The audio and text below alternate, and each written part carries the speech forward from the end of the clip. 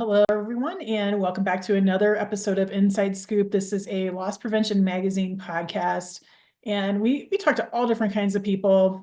We have some of our favorite solution providers on today, though. So we have folks from Zebra, and we're going to talk about some new things. We're going to educate me on what they're doing over at Zebra because I can be kind of clueless. I haven't been in retail in a long time, so they got to bring me up to speed. But today we have Scott Pethuyne and Kayla Popow with me, right? Popow, did I say that right? Popow, yes. Popow, dang it, I knew I was going to say it wrong. That's okay. It's all right. We may edit that later. But you guys are going to talk to me for a little bit about what's happening at Zebra. But first, can you introduce yourselves? Absolutely. So I'm Caleb Popow, and I'm the product manager for Actionable Intelligence. And it's an analytics solution, or in the loss prevention world, you could think of it as an EBR solution that sits within our software suite within Zebra that we call the Workcloud. So this allows an individual to drive efficiency and find bad things that are happening within your organization from a data standpoint. And I have the privilege to work with Scott Pethuyne from the sales side of our application. Yep. So I'm Scott Pethuyne. I'm on the solutions consulting team, which is a part of the sales organization. So I spend my days and weeks talking to retailers, talking to customers about where they're seeing challenges within both register data, inventory data, all throughout the operations of the business. And so I support our actionable intelligence solution that Caleb was just talking about, and also our inventory visibility solution. So that's a self-directed inventory and cycle counting application as well. So really kind of drawing on my experience as a former LP guy and kind of bringing that to customers on a day in, day out basis. So happy to be able to get a chance to chat with you guys today. Awesome. And you've been in the industry a long time, I think both of you. Remind me again, not to date anyone, but Yeah, I've within the loss prevention world specifically, about 11 years, and then also in the government space, about 4 years. Yep. Then I'd probably get into 17, 18 years because I was retail and then moved to this role. So yeah. And I know you guys have spent a long time working with clients and you have your ear to the ground because you work closely with clients. So before we get into the products that I want to dig into a little bit, talk to me about what is the day-to-day life like right now for LP folks who are trying to consume all of the data that's headed their way. What is that like? yeah, I mean, I'm talking to folks all the time. A lot, it stopped being the problem a long time ago of not having enough data, and Yeah. now oftentimes it's kind of the opposite, which is like, hey, there's a lot of information, there's a lot of systems that consume, or I could get that information out of, but it's like it's over here or it's in this system, and none of those things like do a great job of making sure that people are being made aware of and fixing when stuff is going wrong. So I feel like a lot of what I've been hearing recently is, well, and the other thing too is like everybody listening to this knows, but nobody has like way bigger teams or more time to get stuff done No. these days. So it's really kind of how do we cut through the clutter? How do you serve up the most important stuff so that my folks know where and when and what to go kind of look through. It's there are some people who are still in kind of the data mining, but they're kind of more nerdy like me. They're like, I want to really dig in and get into the nuts and bolts of everything. And most of the time it's, hey, I've got 100 other things to do. I don't have the time to sit and dig and figure out whether anything's wrong. Just kind of need to know. So I feel like that is what I hear the most about today is just kind of how do we make it so that we can be more push versus pull oriented and really kind of be able to kind of stay mobile and active. Right. So Caleb, as Scott was just talking, to think about, the data, it's flowing in, there's no shortage of it, and it's more complex too. So how does Zebra's product, Workcloud Actionable Intelligence, sort of simplify this complex data that's flowing in? Absolutely. So we briefly touched on this on the last podcast in February, where we talked about how, yes, the data volume is exploding, right? It's growing exponentially, it seems like every year. And as we roll out more solutions, specifically heavy with AI, data creation is on a whole new level. So when we looked at actionable intelligence, we had to think of it from almost from a new lens. And we said, okay, we're going to completely redesign the application from the ground up, completely cloud native to support high volume data. And so what we mean by that is now the application is designed, look and feel is so that you can process almost any volume of data that you need to solve the various problems that you're facing within seconds, right? So what used to take 40 minutes to run, a 200 gigabyte query now takes 15 seconds, right? Definitely an exponential increase in compute power was requested by the market to handle this larger set of data. But beyond that, we took it to a whole nother level and said, it's one thing to provide an application that yes allows you to bring in whatever data you want. It does it with speed, and it allows you to run deep learning, whether on demand or scheduled. That was definitely a request by the market. But then we said there has to be another way where a user can start to manipulate this data from a much more user-friendly perspective, right? And the reason why I say that is because we all came from the loss prevention world, and one of those things that happens is you identify a problem and you go to solve it, and you're probably going to sit down with an associate who says, "Okay, yes, I did something wrong, and here's how I did it." Well, that conversation becomes like a roadmap of how the bad activity was taking place.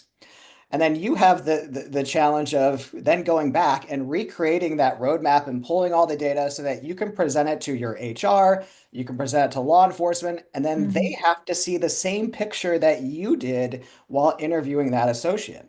Right. And so we said, okay, is there a way to actually visualize that and allow someone to kind of create that story almost actually on demand, but from their own perspective? And so we're actually in a position where we're about to release a feature within our analytics studio for actionable intelligence. And we call this feature the canvas. And this canvas allows you to create this story as you envision it in your mind, but more importantly, allows you to now solve multi-step problems, and you're no longer restricted based on your ability to fit a specific data set within a single window, like you are in traditional analytics applications. It can be as short or as long or as complex of a diagram as you want it to be. So truly taking the guardrails off of the problems you can solve. And really, there's no more levels of complexity that are too grand to solve, right? It's more about if you have a few minutes, you can solve almost any problem that you can imagine. So let me repeat this back to you so I'm making sure I understand. So your EBR tool, which is the Workcloud Actionable Intelligence, you can take this feature now that's called Canvas and create a visual, Mhm. right? And so if I've gotten working on my case, I've wrapped it up, I go back now, I can build a visual that I can then take and present to others to help them understand better what happened. Am I hearing that right? Absolutely, yes. Okay. If you wanted to present it that way, you absolutely could from a visual perspective. Okay. But also, because it is from a visual perspective, you can now create a chain of events that you've never been able to create before, right? And I think, right, Scott can definitely give a quick good examples of what some of those situations look like. But think of it this way. From the loss prevention perspective, historically, we've been tied to the point of sale. But what if the problem I'm trying to solve also involves inventory data, also involves IoT or RFID? And you need to have all of these different data sets interacting in this story in order to get to the result that you're looking for. So this is what Canvas allows you to do is not just present it in a meaningful way so that others who are unfamiliar with what you're doing can visually understand. But the act of this visual creation allows you to now solve problems that you've never been able to solve before because now all these queries are linked together. Okay. So Scott, with this software or this feature within, can I be more proactive? Would I be able to do that step before my case is wrapped up? Yeah. So one of the examples, or something that's traditionally super common, right, is looking at voids. So line voids, Okay. right? People deleting stuff off the transaction when they're ringing the register. A lot of times you're kind of restricted, right? One report, and you can see who's got more or less of them, and maybe you can get some statistical comparisons and things like that, right? But pretty much you're kind of looking at, hey, I've got a discrete time frame in front of me, and I'm looking at a person's activity and what they've been doing. And if I see enough information there and then I dig in and verify some of this stuff, then I can get a really good idea of, yeah, they're definitely stealing, right? They're doing that, or they're doing the no sales after or whatever. And then maybe one of the things you might do when you go to that store to have that conversation is, you know what, I might show up an hour early and I might just go count some of those products. I might just see, hey, do we really have as many as we thought we did? Because they avoided this stuff, right? It's not really here anymore. Customer walked away with it. They took the cash. So I'm going to double check based on the inventory count, right? It's not something that we would be able to traditionally reconcile ahead of time. Mhm. So with one of the things that you could do in Canvas now is essentially make your first report or bubble or look at the data or view or however you want to envision it.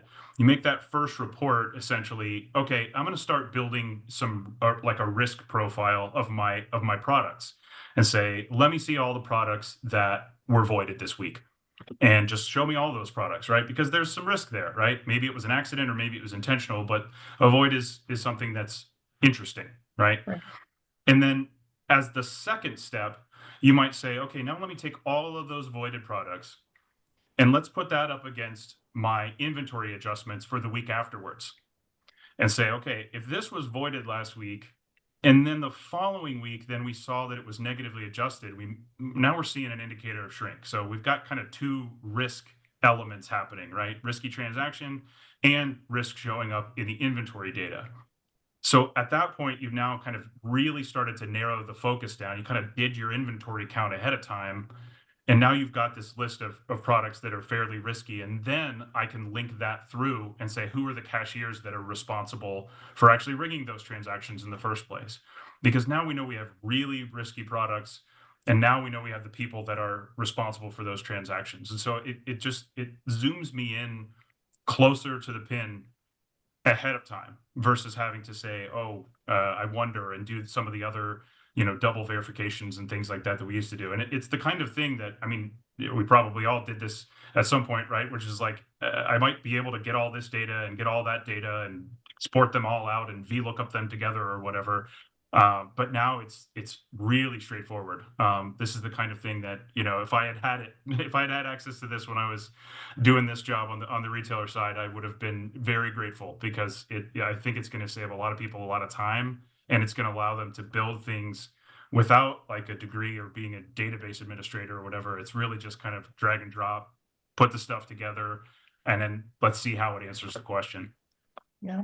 So is that sort of the difference maker between this product and other folks out there in the arena?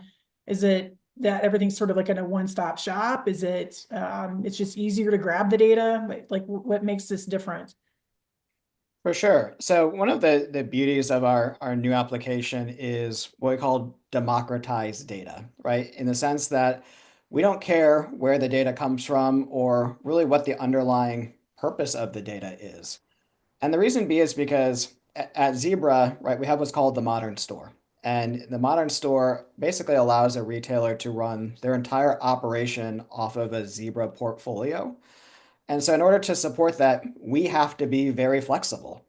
And so Mhm. one of the cool things of, in this case, right, think of of an EBR solution in the loss prevention world, the data you need or the data you're going to request tomorrow, uh, right, it has to be fed into a solution that can handle it. And so from that perspective, we don't care where the data comes from.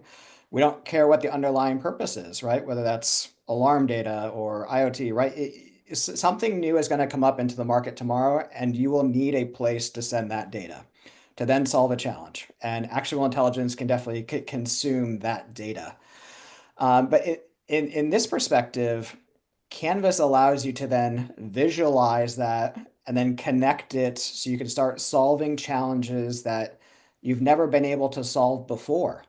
Or maybe you solved it before, but you had to first go to a person from IT to get a random data set that you had first had to discover if it even existed.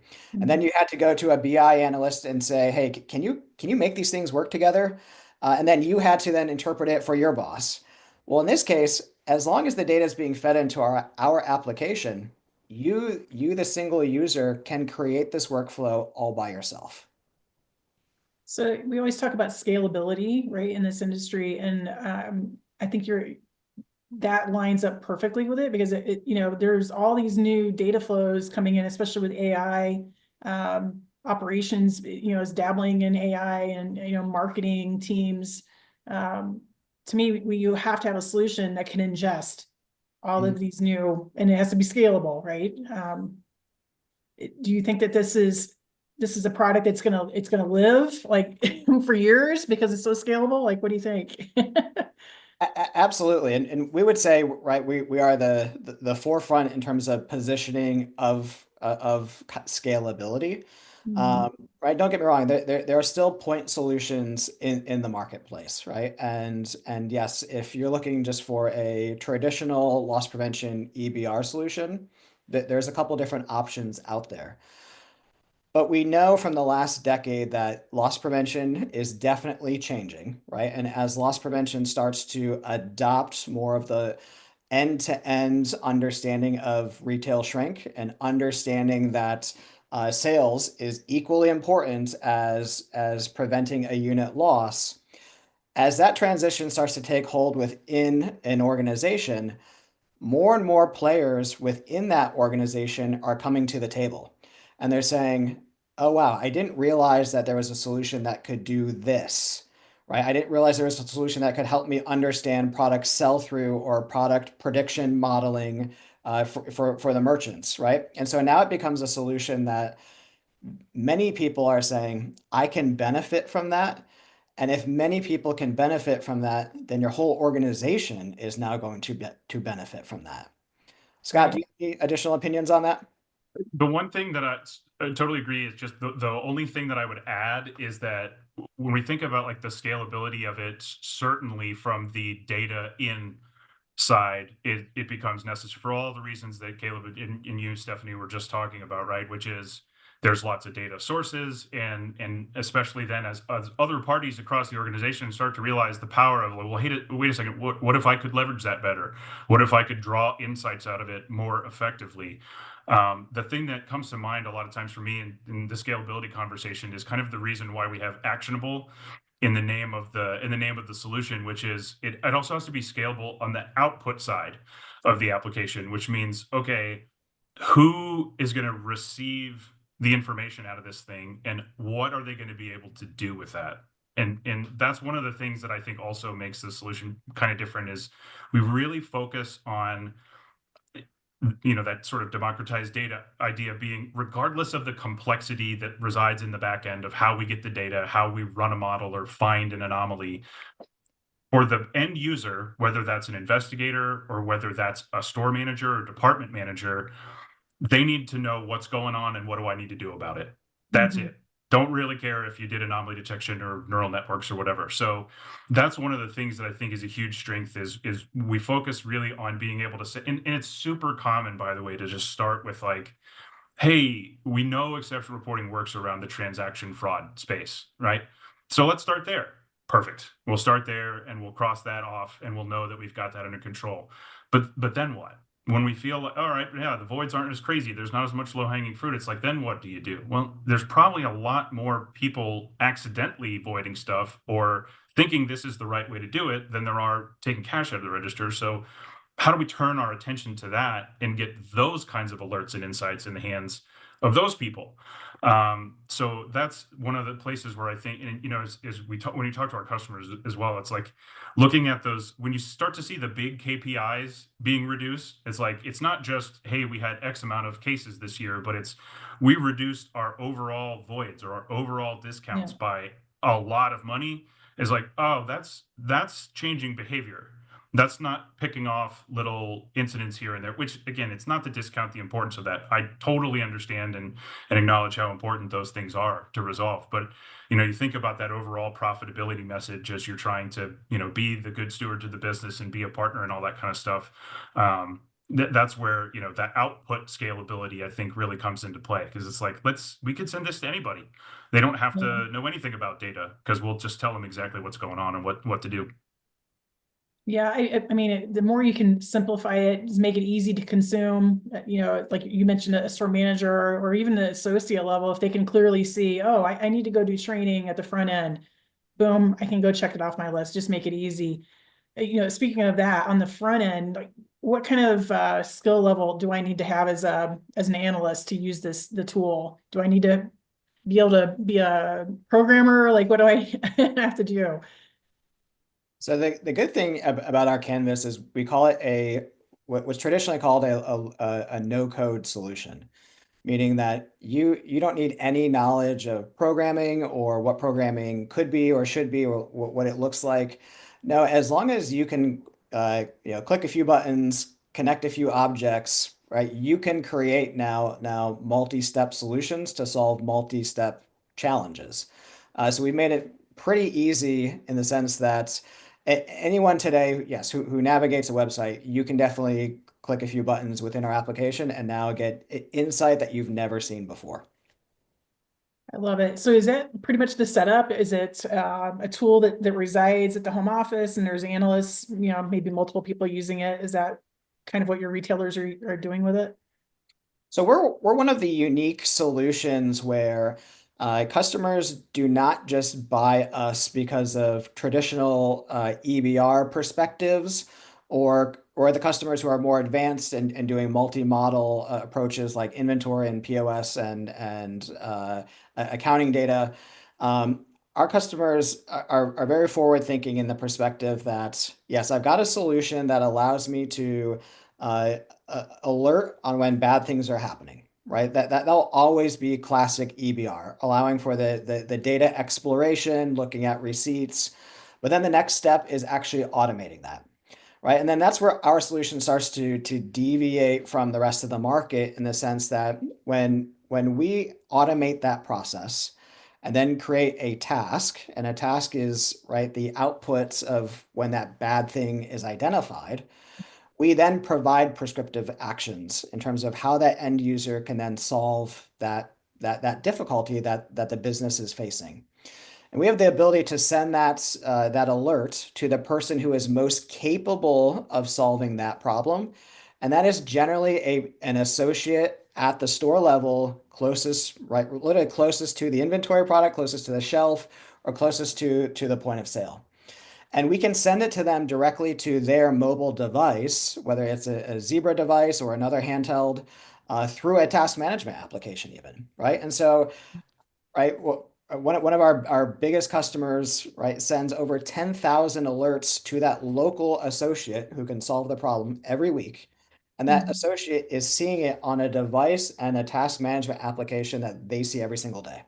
So they have no knowledge that, hey, there's this actionable intelligence running behind the scenes that looks for this anomalous data. They're just seeing it as a task that they need to complete every day when they walk into the store. And so it's flexible from that perspective in the sense that, right, our end user doesn't need to have any knowledge of analytics, doesn't need to even have any knowledge of our solution, right? As long as the customer has a couple of admins or even wants to hire us to essentially be their admin, right? We can create alerts in their application, create continuous monitoring of various activities happening within their business, right? Profit erosion activities. And then we can send the alert to the person most capable of solving that problem. But more importantly, our solution, again, doesn't stop there, right? We come back around full circle to allow the customer to then understand the ROI impact of that automated query, right? And so if you have an automated query that is looking for phantom inventory, you get definitely profit erosion right there, right? That customer can then understand the impact of the associates actioning on those alerts and it's a physical dollar amount, right? So that manager, that admin, right, the director, vice president can be very confident when they have to go back to their board, and their board says, are you making a difference in our locations? They can say, yes, here's $30 million worth of difference that I've made, and I can prove it because I've got all the data points to show that my associates actioned on those alerts that were problematic for that location. And if we're doing that, then at the end of the day, we're giving the customer a better shopping experience. Yeah, I love it. There's an instant feedback loop, right? And I think in the past, the olden days, there was this bottleneck of the information. You'd have a gatekeeper sitting on it, and they would decide what was important. And I think the way that you're speaking about it, it makes much more sense. It's happening quickly. Like you can address these issues quickly instead of waiting for it to really boil over. So, Absolutely, yes. yeah. So, Scott, are you going to be at RILA? Yes, I will be there. All right. So what's happening with Zebra at RILA? Do you guys have anything cool happening with your booth? We do, yeah. So it's actually it's exciting times in the Zebra booth. We're rolling out a new booth layout, and as a part of that, we are going to be. So you may have heard Caleb reference the modern store framework earlier, and anybody who's been by our big Zebra booth at NRF Big Show may have seen we have like this kind of walkthrough, kind of day in the life, multi-story presentation that we call the modern store. That really shows how you can kind of work through across the entire Zebra portfolio, hardware, software, all that different kinds of stuff. And it's a really cool kind of demo that really walks through a bunch of different things. But it's obviously kind of more generic, more operational. It's great for the NRF Big Show, but it's maybe not as applicable when we think about the specific LP AP crowd that's going to be at a RILA and at an NRF Protect. And so we're going to roll out in that new booth. Part of it is to have kind of the loss prevention modern store. So essentially being able to kind of tell that story end to end, but really focusing on the things that the LPAP professional is more interested in, right? So let's capture an accurate inventory. Let's alert to things like inventory inaccuracy and see what that looks like where we deliver that alert and the associate works through it. And now what about at the front end? Is there anything that we can help at, Zebra makes a lot of scanning technology and things like that, right? So how can we integrate all these different tools together in a way that we can help not only the business as a whole, right, profitability wise, but how are we going to help tackle the ORC challenges? How are we going to tackle that, both the sales and the loss side of the shrink equation? It's a pretty neat sort of cohesive story that kind of shows Zebra's power or size as an organization to bring several different solutions together and make something that I think the crowd will find really neat. So I would encourage anybody that's going to be there, please swing by and check it out because it'd be pretty cool. Yeah, you guys, you do a great booth. I'm always impressed because again, 30 years ago, Zebra was a POS tool, right? Scanners. You're so much more than that. I mean, I was blown away with, RFID and AI, at the checkout, like just amazing what you guys are into. And we just talked about EBR, right? So I hope folks do stop by and see your booth because I think they'll be blown away with how much that you're into and just investing into with your R&D is awesome. So, yeah, I appreciate that. Yeah, it's really, it's just kind of like the strategic evolution of the organization, right? Because all of that scanning and RFID and all of those things, and it's all generating data anyways. So now how can we then take that information and do smart things with it? Or how do we get tasks to employees that need to be able to do things? Or how do we help you plan your timekeeping, your labor schedules and things? I mean, there's lots of different avenues and ways that kind of Zebra has grown recently that candidly maybe not everybody is super aware of, but please if anybody wants to swing by, we certainly are happy to chit chat about it. Yeah, and zebras can change their stripes evidently. That's right. I got my buddy right here. Yep. Stop by. So I'm sure you guys will have some of those at the booth too for those looking for some swag. They're pretty popular. Yeah, if you got a dog or a kid, those are probably the two most common places where those zebras end up. But yeah, they're very popular. Nice, very nice. Caleb, any last thoughts on RILA or anything else? Yeah, I mean, we definitely encourage everyone to stop by the booth. You can absolutely see a demo of exactly what we just talked about, the Analytics Studio and the Canvas functionality, and you can see it for yourself, right? And that'll be pretty cool to see live in person. Yeah, we are very excited for this RILA, and we look forward to seeing everybody. Awesome. We'll see you guys in DC, and thank you again for the chat, and we'll see you down the road. Absolutely. Thank you. Thanks, Stephanie.